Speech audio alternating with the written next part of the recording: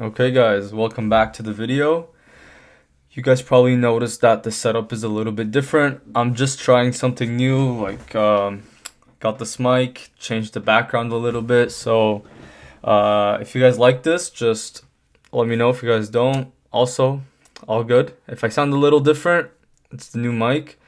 And yeah guys, let's just get right into it. So in this video, we will go over why reading books makes you smarter. Now, it's kind of obvious why books make you smarter, right? Like you read a book, you gain knowledge, and then you know more. But that's not always the case. If you've read books, it doesn't necessarily mean you've gained knowledge.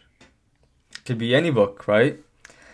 But what I've found is that in general, if someone has read 100 books, 1,000 books, they genuinely tend to be just a little smarter than someone who hasn't read any books at all.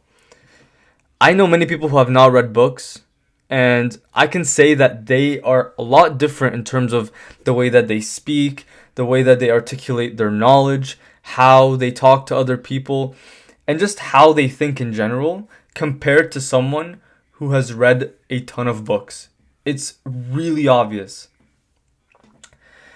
Now, the first reason, and I'm not going to number this, I'm just going into it, but the first reason why uh, people who read books tend to be a whole lot smarter is that books challenge your beliefs on a lot of topics. So, I'm a Muslim, right? I believe in a set of principles and values according to the Islamic faith. I like to read books to educate on myself. And if you read books, you tend to understand this, but when you as a Muslim person, I will read the Bible, the Torah, the Buddhism scriptures, whatever it may be.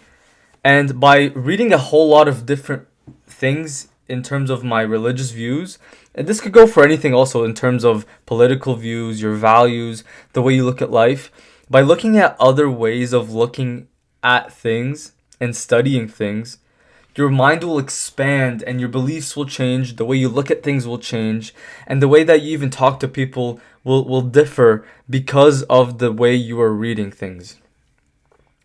Now, another thing is that reading books develops your mind.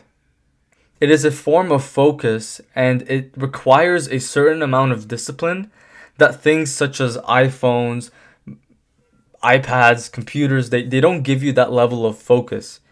If you've ever had to sit and read a 300 page book, you understand that it's not easy. It is easy in the sense that, okay, you're reading, but it takes a level of discipline to get through an entire book and understand what was in that book and to be able to summarize what you have read in a notable fashion.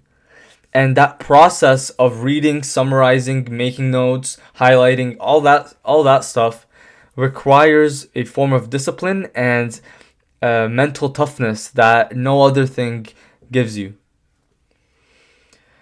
Now, the final way that reading books make you better is that it simply is a process that it's hard to explain, right?